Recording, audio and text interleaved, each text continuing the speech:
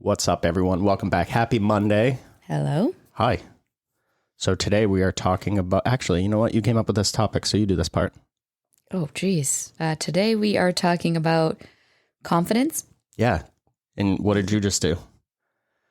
I wish people could see the face you made because I stumped her. I did it on purpose, right? We're talking about confidence, and Jen never does that little intro, so you probably lack the confidence. For a loop there. Yeah.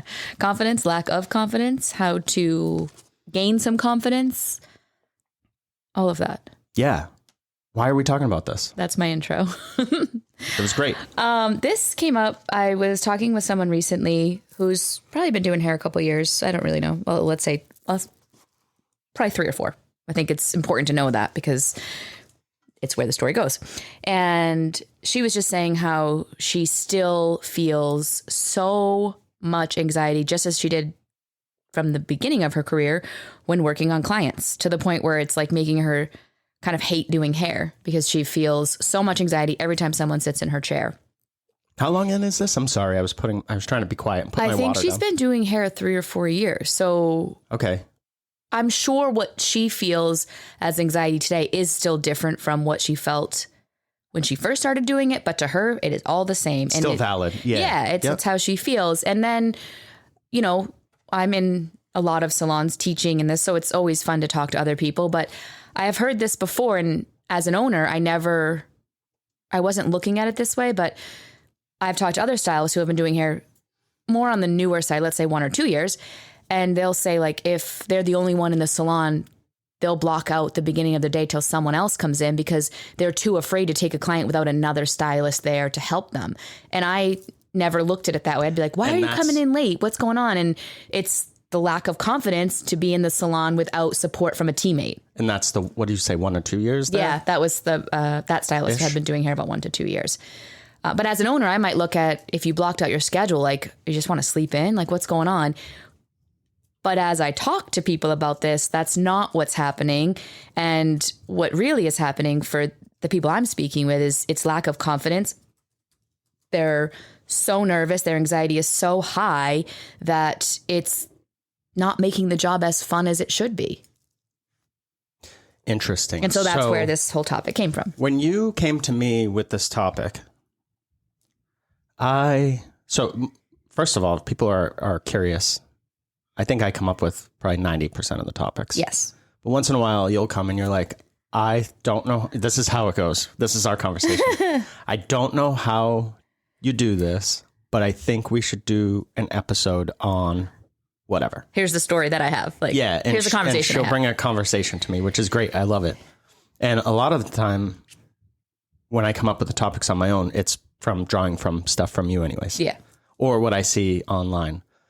And so I have 2 things. I read somewhere over the last couple of days when I was kind of getting notes together for the show that somewhere of up to like 85% of people struggle with low self-esteem. Wow, that's high. So what that means is you're not alone. Yeah. And sometimes just knowing that will give you confidence. Yes. Like, totally. The other thing that did I cut you off? Nope. Okay. The other thing that I think we should try to address, and I don't have very much in my notes for this, being honest, is asking the question, why are we seeing such high amounts of anxiety? Yeah. Why are we seeing this in the industry? And maybe it's not just our industry. I haven't looked into other industries. I imagine there's confidence issues everywhere. I know when I started out with my gym, I had confidence issues. I know when I started out working for someone else in the gym industry. Yeah. I know when I started out running restaurants. I know whatever. But I was able to get over it. So I don't know if there's something generational, something that's happening now to the people coming into the workforce, something that maybe schools are missing. Not that they need more stuff on their plate, because I think they're doing what they can do. Yeah. I don't know. This is the most I've ever seen, and I've been in it for a long time. Yeah. I used to be floored by how much overestimating I saw. A few years back, I feel like everyone... So I would say, I imagine the pandemic has something to do with it, because you lost a year. Yeah. or you lost 6 months, or you lost 3, whatever you were closed or whatever you... I say all the time, if you did not have anxiety pre-COVID, you do now. And if you did, it is through the roof. There's just something that kind of spiraled everybody to have some type of anxiety, I think. For sure. Anytime there's a break in what you're doing, there's pause enough for you to now think about all the things that you don't know. And then I think there's also, with confidence, feeling like you have to know everything in order to be good enough, which you will never know everything. And I think once you absorb that, like, it's totally fine to not know everything, because you never will. And what you do know could be enough for right now. But you have to keep working on stuff in order to keep growing and to get through that. Exactly. I agree. So I came up with 2 thoughts on this that I think are lacking in the industry. And from what I see, the industry is like almost fooling itself into thinking it has these things, but it doesn't. And the first one I came up with was a lack of real education. Yes, agree. Like, we had talked about actually doing a show about the future of education and where we think that it could go, because there's a lot of opportunity, obviously. If people aren't feeling that they're armed with enough knowledge and skill to accomplish their job, they're not being educated properly. Right.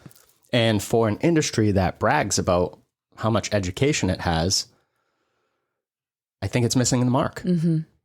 Well, I think too, where social media has taken education, where you can do all this online stuff, I think there's a place for that, and it's great. Yeah. But what I think is happening is a lot of people are taking this online, they're watching it, and they think now they've learned something. No. And you've learned pieces of something, but until you put it into action and actually do you've learned how whatever to watch it is that you've watched, you're missing that piece. So that's where the education, I think, is taking a turn, that people are almost like, okay, I did that, but you didn't, until you actually do whatever video you watched to learn.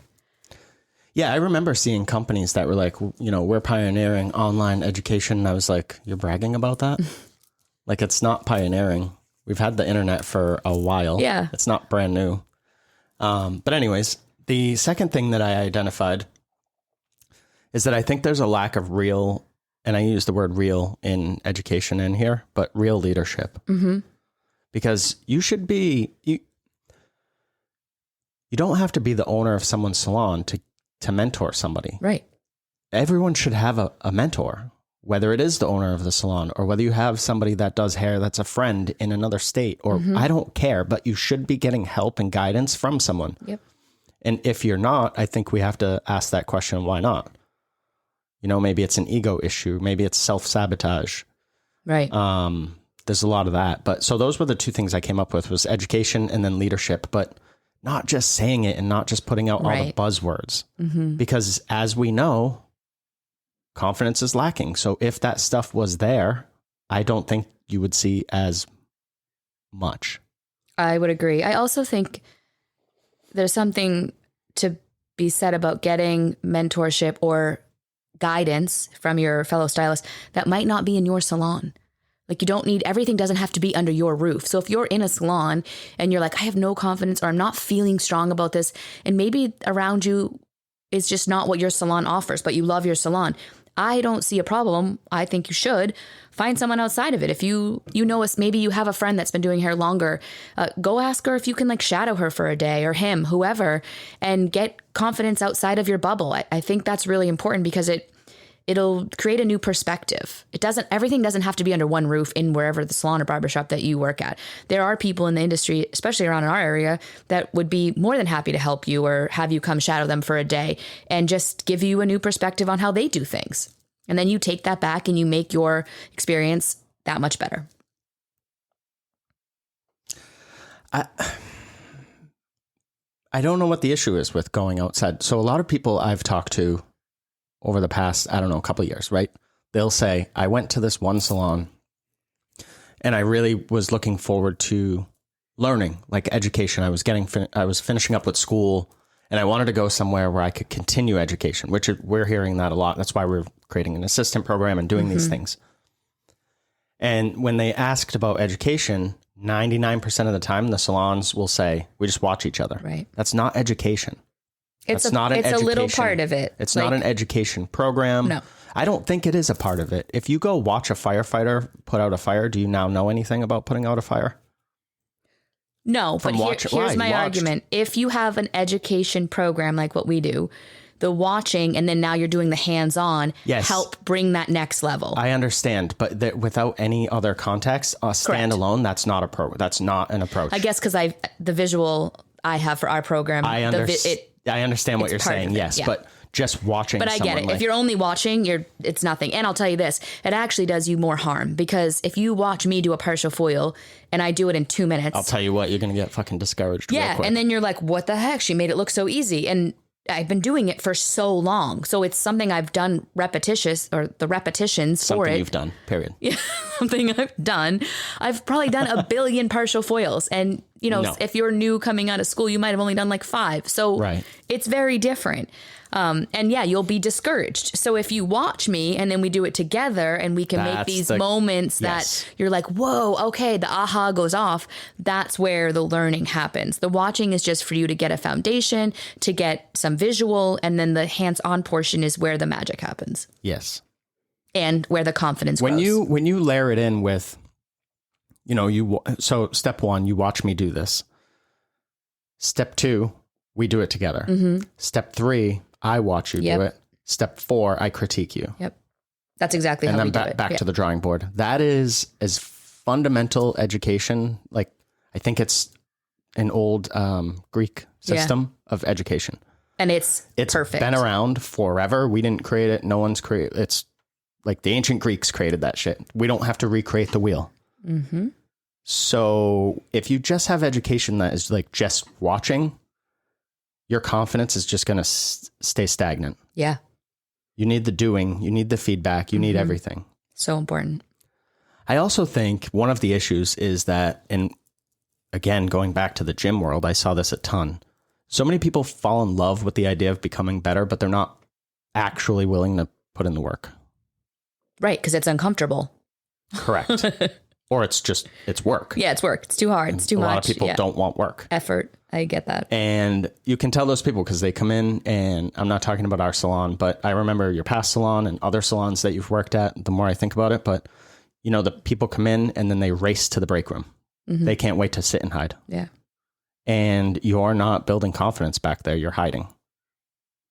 Yeah, we have at the salon now, mannequin stands, they're everywhere. I used to think like that looked messy or it's not, but I'm like, if you're not busy, you should be practicing. And everybody does, because they understand that's how they're going to get better. Like, what am I practicing today? What can I do? Right. And again, so what are you doing to increase your confidence? So if you're someone, and if you're listening to this, the odds are you have some sort of confidence or self-esteem issues. 85%, right? Yeah. So what are you doing to increase your confidence? Why? How? Like, what does your process look like? Right. And if you're not doing anything, how come? Right. So the quickest way to sum up, and you literally could end the podcast here, would be do something. Do anything. If you're not doing anything, do something, and it will help. Yes. We're obviously not going to end the podcast there. And so lack of confidence comes from a feeling of not being in control. Mm-hmm. So what are some things we could talk about that, or we don't really need to dive into them, but areas that you could focus to feel in control? Formulation. I don't do color, but I know formulation huge. Formulation is a huge one. And those could be scenarios. You could ask someone in your salon, like, it's easy to come up with like a little quiz so that you're understanding how to break that down, which will just help build confidence, or will show where your actual weakness is. Technical cutting ability is a big one. Absolutely. Go ahead. Consultation. I was going to say, I think, and this may feel weird, but I have people do it all the time, role play and work through consultation, because the stronger your consultation is, it'll set everything up for success. And I don't think people think to practice consultation, but you need to. Yeah, it's funny. We got some feedback the other day. We have people coming in from all over for whatever reasons, and they'll say, and this was specifically focused at barbering clients recently, but they'll say, I've never been asked these questions before. Barbers usually just cut my hair. Right. Or they're like, what do you want? 2 on the sides and back blended into the top. Yeah. Like, they don't ask anything else. They just start cutting. Yep. So consultation, I didn't have it here, but huge one. Yeah. One area that you can work on as well is conversation. Mm-hmm. If you're able to have a conversation, it makes things much easier.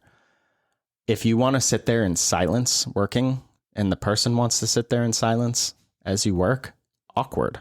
Yeah, go for it. Yeah, go for it. There are people that bring that book and they're just reading it. They clearly just want their hair done. Yeah. And that's called reading the person too, right? Of course, there's always that, but that's knowing how to have a conversation, because you can still have a conversation with that person. You need information to do your job. So they're going to have to talk to you. Yep. Pricing is another one I think that throws people way off. Yeah. You have to have confidence in your pricing. And if you don't, you're not going to feel worth it. Right. And that again could be role playing on, you're checking your client out and this is what it costs and working through that. There's so many ways that you can feel more comfortable in the whatever your price point is. I want to point out too, real quick, because people will be like, well, I'm confident in my pricing because I've been doing hair for 3 years. That doesn't mean you're confident in your pricing, especially if you haven't been working on anything. Right. Like you haven't been, like if you're the person that comes in and hides or comes in and goes sits out back, you're not going to have that confidence. Yeah. That's false. Whatever you're feeling is probably false if you're, because time, I don't know, time is different. Like we talked about this recently, but effort has to come into play there. Yep. Like your year and my year are two different things. Some people can go hard for a year knowing the outcome, or 6 months or whatever. And we can call them sprints. We're going to sprint here. Even though business and even though building a career in any field is a marathon, there are times where you put the pedal to the metal. Mm-hmm. And so you can make a lot of progress by going through that, and it's uncomfortable and there's a lot of stress that happens, but you come out on the other side a lot further than you would have just sitting there for a year. Right. So what are some common reasons that we lack confidence? I have a list. It's not really in order, but all right, let's hear it. Skill development. Absolutely. Was the first one, which we kind of talked about with the formulation and the cutting ability and the consultation. That's all skill. That I hope people are like, if you weren't thinking how to build confidence, like when you first were listening to this, you're like, oh, I need to build it here. And you're like, shit, no, if I build my skill set and I work on these things, then that other part will just happen.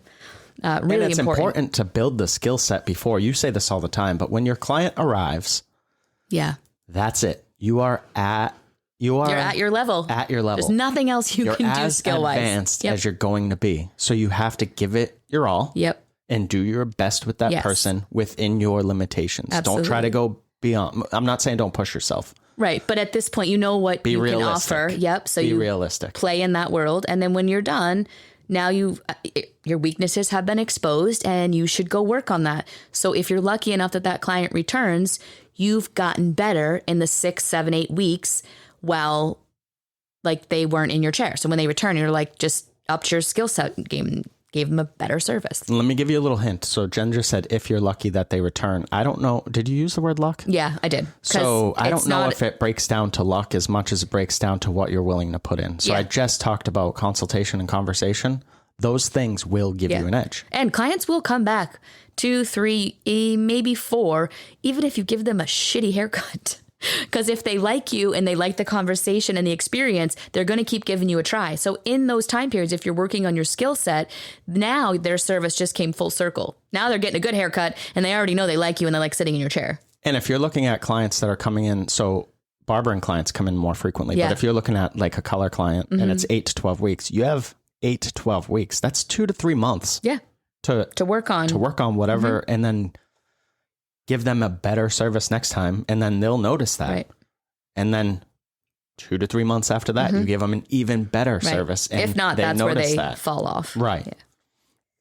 Yeah. Comparison to others was one that I have. Oh, the death. Don't do it. Don't do it.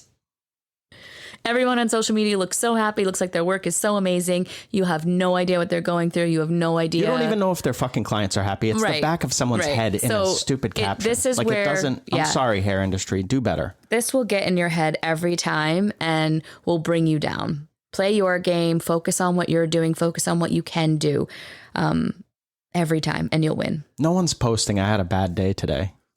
No. I messed or very up a client. Few. Yeah. Well, you got those woe is me people. They might. Yeah, that's true. But most often, yeah, you're not seeing that. I've seen this one firsthand. So client expectations. Somebody comes in, they want something. It's outside of your wheelhouse. You give it a go anyways. No. You mess it up. And now that person's either not coming back. They're leaving a bad review. Yeah. I get pulled into those a lot in our salon. To the manager, whatever. You know what I mean? And I don't blame them. You shouldn't have bitten that off. But maybe this goes back to consultation, working on that. For sure. Yeah. And then, I mean, I don't want to use the word confidence, but you need to be confident enough, or you need to understand yourself enough and your ability. To know you can't do that. Yeah. And let's say you're in that situation. I'll give brief here. If someone comes into you and it's way out of your wheelhouse, you have the option to say, this is not something I'm confident in. You should probably see someone else. You can do that. Or you hone in on what you can fix today. What's most important. And then you plan out the next few visits. I find a lot of newer stylists do try to overshoot. Like, I'm going to do it all today. And they get into a situation that's just rough and it's awful. So instead, what can I do today? If it's, let's focus here, and then your next visit will focus here and the one after, and you make a plan. And that will get them the slower way, but happier to where they need to be. And then you can actually do what they're asking for. Not everything can be done in one day. People have high expectations. You need to make them realistic. You can also work within your network. Like, if you don't know how to do something, you might know somebody that can. So you could say, hey, you know what? Let's do your color today. And you know, whatever the issue is, maybe you can't tackle their haircut. And then I'm going to consult. Would you mind if I grab some pictures? I'm going to consult, you know, my mentor, my educator, or the salon owner, whoever you go to, and see what way is best to attack this, because I don't want you to leave not happy. Correct. I think the hair pros struggle with that, because that's admitting their level. But I think the clients would be like, are you kidding me? You're taking care of me. Right. So we had just recently someone come in for a haircut, and shorter haircut, and the stylist, I helped her a little bit. She did a great job, but she's like, that is just not in my wheelhouse. And I'm like, so in that case, what I would say to that client as they're checking out, like, it was so great to meet you. Like, if this isn't a haircut for you, I know who can do this haircut. So refer to them. We have a great cosmetologist barber. She's a crossover, and she would kill it. This haircut would be in her wheelhouse. So I'm like, just give her name. Like, hey, in the future, like, I really think I want to see you sitting in her chair, because she's going to love doing your hair in this haircut. Like, there's nothing wrong with that either. No. Or if you want to service the client, what are you going to do now to get better at that? Don't just wait till they come in and try to figure it out again. Right. You have to put the work in now. Yeah. So you have two options there. You either get better at that, or you're like, so-and-so I think would kill it with this haircut next time. And for sure. That's just supporting your team, right? Yeah, that's a big culture thing. Yep. Because I do that too. I've had people that come in that have sat in other people's chairs, and then I can think of one woman that comes in, and I cut her hair like a couple times, and I'm like, do you want to go back and see so-and-so? Because I'm not going to take offense. I like you. Yeah. I like the conversation. I like cutting your hair. But if you'd rather see someone else that you were seeing before, and she's like, we'll figure it out. Yeah. She's super laid back, so it doesn't matter. But did we talk about client expectations? I think that's what we just talked. So creativity, creative expression. I think people want to get too ahead of where they're at. So we just talked about knowing your skill set, knowing your limits. You don't have to do everything. You don't have to offer every brand new buzzword service that comes out on social media. Right. And you don't have to every day be swinging for the fences, trying to win some obscure award that does nothing for your career. Mm-hmm. You know what I mean? Yeah. So unless you're into that, if that's the game you're playing, go for it. I'm not knocking it, but I will tell you this, 95% of people don't give a shit about awards. Right. They just want a good haircut or to feel good, you know? You don't have to try to keep up with everything. No. I'm not saying stay stagnant, but focus on what you enjoy doing and get really good at it. And then people are going to come to you for that. And if you want to expand stuff, like you want to get into longer hair or shorter hair or whatever, go for it. Client relationships. That kind of goes back to conversation. Yeah. I would say. But I will say the more you build those relationships with your clients, the more confidence you'll get because the more trust they put in you by default. Absolutely. And if you're good at having good conversations, that client, like their hair is not as important to them anymore. Like they're there for you, and it'll help with the confidence. It'll help with you just feeling great because they're going to enjoy so much just like talking to you that whatever you do for their hair will be good enough, right? And then you have the time to work on that skill set. Yes. So, sorry, I'm just making a note. The constant learning thing, this constant, like the hair industry is always evolving, blah, blah, blah. Again, this goes back to that, I think, sort of trying to come up with trying to keep up with the creative stuff that's coming about. You definitely need to be you don't want to become complacent. So you need to keep up on your education. But if you're constantly going to the point where you're overwhelmed and you feel like you have to play catch up all the time, that's not good either. No. So you're going to have to find a balance somewhere in there. Again, that's something that a mentor or some sort of leadership should be helping you to help you really to help you focus. And yeah. I think it's easy for us to talk about right now because you have an apprentice. We have an apprentice floating around the salon. And in the beginning, it's so easy to get overwhelmed because the apprentice knows nothing. Right. They're starting. How would they know anything? So they see everything. Right. And they're like, I want to do this. I'm like, well, we're going to start with We're going to dial it back. Here we are. Yeah. A focus-based education plan is very important, especially coming out of school, because you want to learn you want to be good at everything right off the bat, and that's not possible.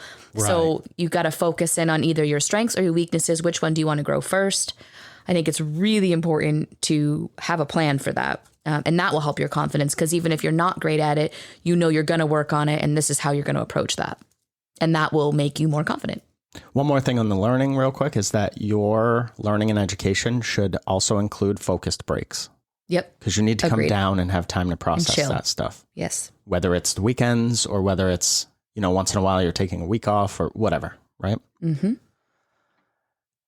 Feedback is something that affects our confidence massively. Yes. And again, this is something that people struggle with. A lot of people, the more I think about these things, a lot of people would say like, I never know what to post on social media. Really? Do you not know to post pictures of whatever you want on social media? But maybe it's a confidence issue because I don't want to be attacked. Well, you feel judged. I don't want to be judged. And unfortunately, you're going to be either way. Yeah. It's already happening. Yes. So you might as well have fun and build your walking business card in the meantime. In somebody else, I don't know where this quote comes from, but in somebody else's story out there, you are the villain. Yep. So embrace it. Right. Totally. But it's also tough to get feedback, especially if it's your clients. Like when a client's like, are you going to blend that in or whatever? No, I'm going to leave it. The fuck do you think? You know what I mean? Work environment is a big one. Yes. You got to surround yourself with a place that makes you feel creative and that you want to be at. And I asked earlier, what are you doing? But also question your environment as well. So people can say they're supportive and say that they're focused on these things. But is it real? But so if you're somewhere for 3 years and your confidence is still shot, look around at your leadership. Right. I mean, absolutely. It should not be the same as it was. Right. Maybe you still struggle with it, but you're making progress. Like I would take that as an answer over. Right. It's the same.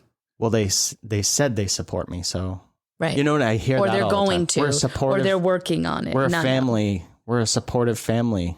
Do you have a family? Do you even know what that means? Right. Right. Fear of rejection is another one that kind of works into the feedback one, I guess. And then, so the last one I had here is just the public nature of what we do. Because what you do is on someone's head that's walking around in public all day. And what we do, unless you're in a private studio, you're on display. Sometimes I used to feel like I was in a fish tank and everyone was watching me. I still do. Sometimes people watch, come over. Sometimes Emma comes over. Yeah. Who is Jen's apprentice. Shout out, Emma, if you're listening. And I like it now because it helps me get better because I'll start, first of all, I can introduce her to my clients. Yep. So she's getting familiar. So that helps her. My clients feel included because they know what's going on in the salon, and they're excited because they like the education stuff that we're doing because it's different. Yep. But I used to feel like people were just watching me. And I remember going back to school because not every day in school did you have a bunch of haircuts coming in. So when you had one and you had 6 other students and 3 instructors standing around you, like, got nothing to do. I'm going to watch you. You're like, oh, this isn't uncomfortable. That first pass gets nerve-wracking, right? Start sweating. All right. So those are some reasons why. And we're at the half-hour mark. So I want to wrap up soon, but we need to go over what we can do. Yeah, this is important. Right? So what can we do to start to work on building our confidence? And maybe what can we do if you're in the 15% and you have people around you that struggle with confidence, what can you do to help them? Do you want to start? So one that to me is the easiest. Feel good. What? I just yelled, feel good. That was great. So I talk about this one a lot because I think it's important. If you're in that 85%, the one thing you can do is show up to work.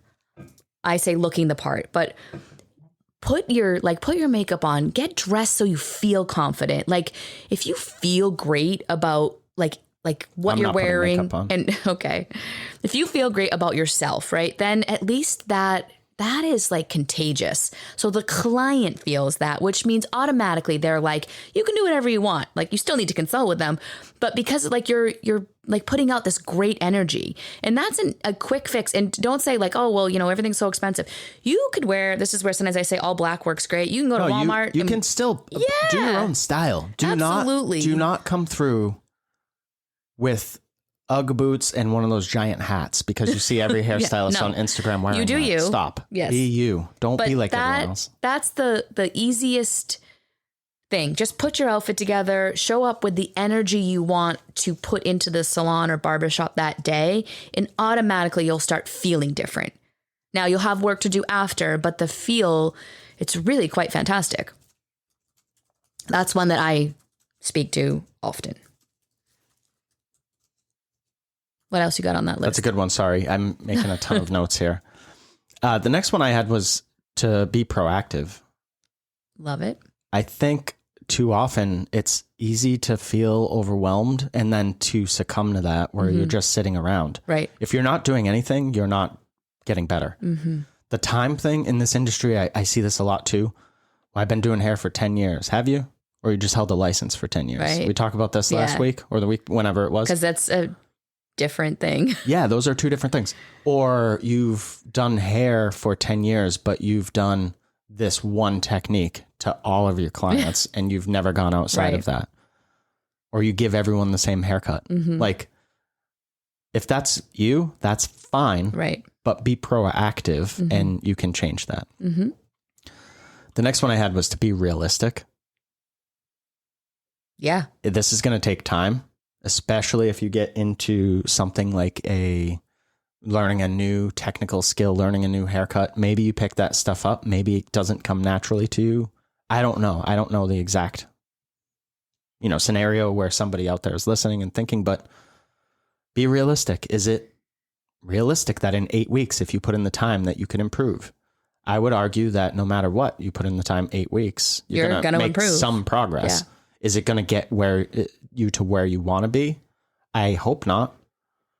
I hope it takes some time to develop. I hope that you're not just satisfied after a crash course of something, but maybe you're close and you just need to be brushed up on some stuff and 8 weeks is enough. I don't know. Gain experience was one that I had on here. Again, that goes back to sort of that proactive approach and the education approach. You need to put in the reps or you're not going to improve. You can watch all of the online blonding courses you want, but if you don't go blonde something. Yes. Mannequin, model, something. And it helps so much with retention as well. If you do something after you've learned it. Oh, yes. There's so much more value. Many more ways. Yeah. Agreed. This one plays off of being realistic. I guess I'll just run through the list here. Yeah. Understanding truly understanding your strengths and weaknesses. Yes. It's okay to be good at stuff, people. Yeah. It's okay to be bad at stuff. It's normal. But when you come in and you say you're a badass at everything, it's not possible. And then you're fumbling around.